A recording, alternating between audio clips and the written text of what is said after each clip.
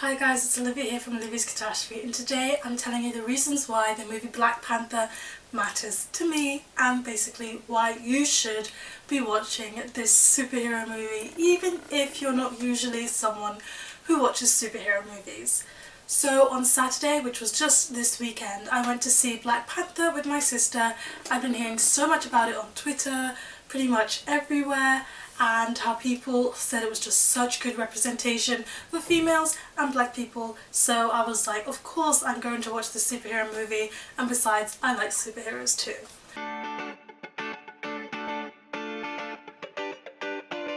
So why this movie really meant something to me was the black representation. We had such good representation, and basically it was a movie where most of the characters were black characters, and this just doesn't happen. As I grew up, when I was a child and I wanted to, let's say, dress up for carnival, dress up for something, if I had to think about who I was going to dress up as, it would be like, oh, let's be a Disney princess. Which Disney princess can I dress up as?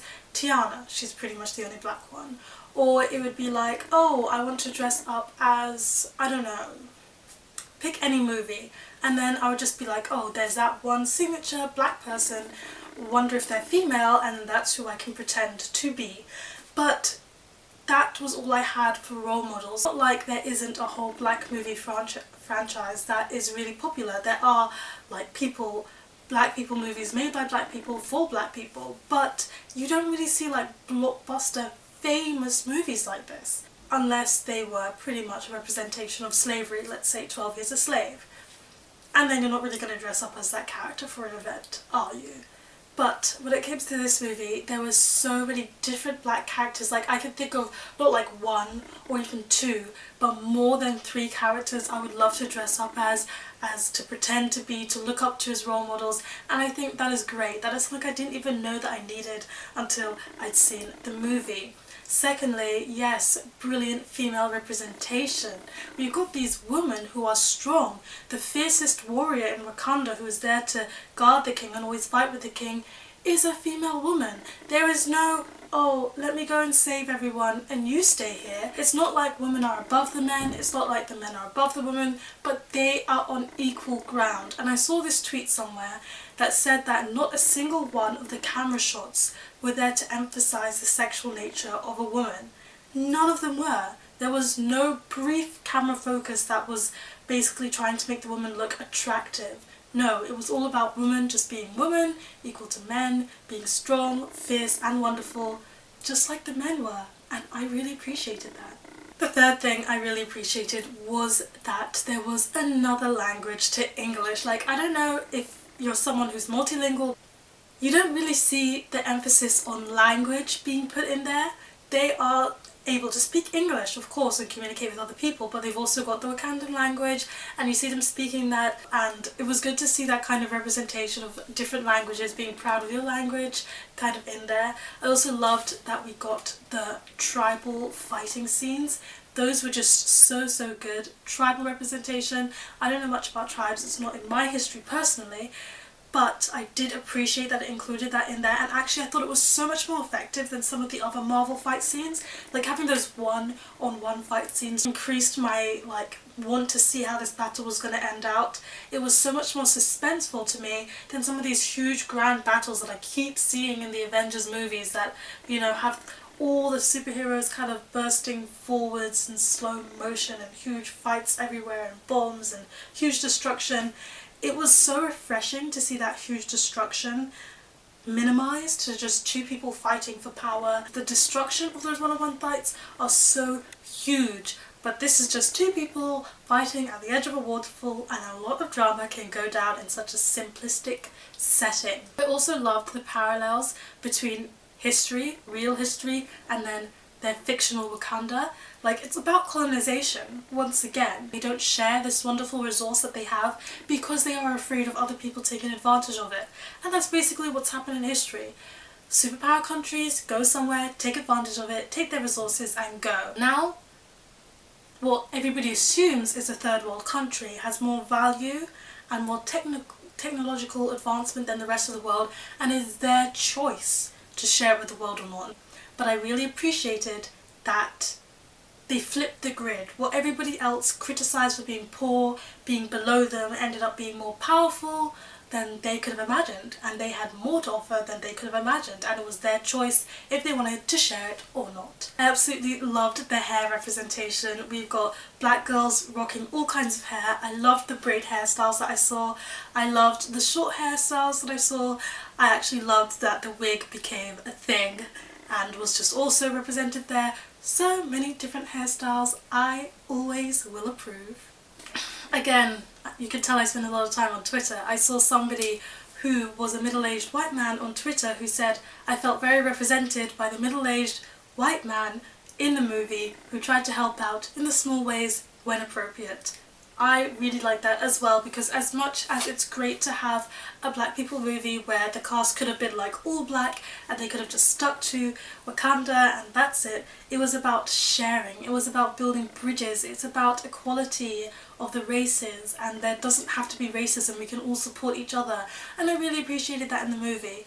Again, if you watch the end credits, there's this lovely quote about building bridges and not burning them. Basically, one of the reasons that this movie meant so much to me was that it was a movie I didn't even know that I needed until I was sitting there in the cinema watching it, watching the end, and I thought, wow, we need more movies than that.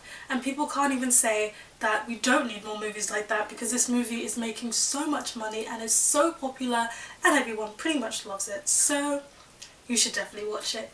And because this is a book channel, I will do some book recommendations. If you've watched the movie and you really enjoyed it and you wonder like what books can I read to help represent that, of course there are all the bestsellers out there that are really famous, like The Hate You Give for young adult readers, that's really popular at the moment, and Americana for adult fiction lovers, which is really popular at the moment. I'm going to try and recommend some smaller or lesser known novels. So what I've got here is The Lonely Londoners by Sam Selvon. This is a bit of a classic and it's about Jamaicans moving to Britain in the 1950s.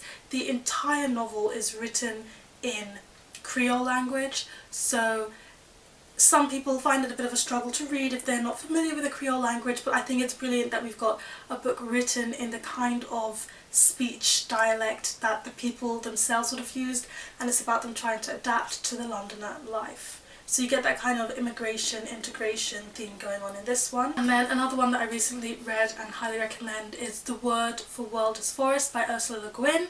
This is a sci-fi book, so it's not actually set in reality, but there's just so many parallels to reality in this one, and it's a bit about colonization. So basically these humans, they come to another planet, they're running out of resources on their own planet, so they start to take the forest and wood that the planet here has, but the people who live there, the creatures, the wood is kind of their world. You get that from the title. The word for world is forest. So it's kind of like the humans are here and taking over their world. A whole lot of stuff goes down, revolutions, violence, and a lot of deeper meaning. Like, if you take the moment to think about this book, you're going to be like mind blown.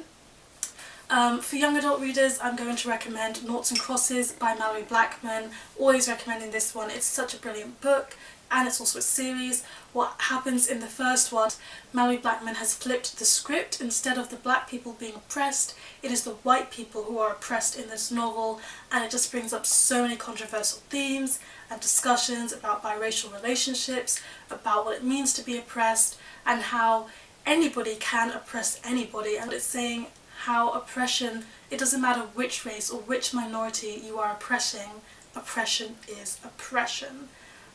And then lastly, I know I said all these famous ones, but I am going to recommend one popular famous one, and that is 12 Years a Slave. I recommend the movie if you're more of a movie watcher. If you don't mind reading a bit of classical kind of language English, I really recommend the book, which was written by the man himself who experienced this. It's autobiographical. It's an autobiography, and it just tore me apart, and it's just heartbreaking. I really can't put into words how painful reading that book was, but what must have been more painful than me reading it was somebody else living it. Okay, that's all I have for you here today. Please let me know in the comments section below if you've seen Black Panther, if you're planning to see Black Panther, and what it meant to you when you watched it. And also, if you haven't, if you're not into that Black Panther jazz, do you have a favourite superhero? In my next video it's going to be my controversial love-hate review of Shatter Me by Tahira Mafi, so I'll see you when I post that. Please give this video a thumbs up if you enjoyed it, hit that subscribe button if you want to see more, and hit that notification bell if you want to be notified every time I have a new video, and I'll see you next time. Goodbye.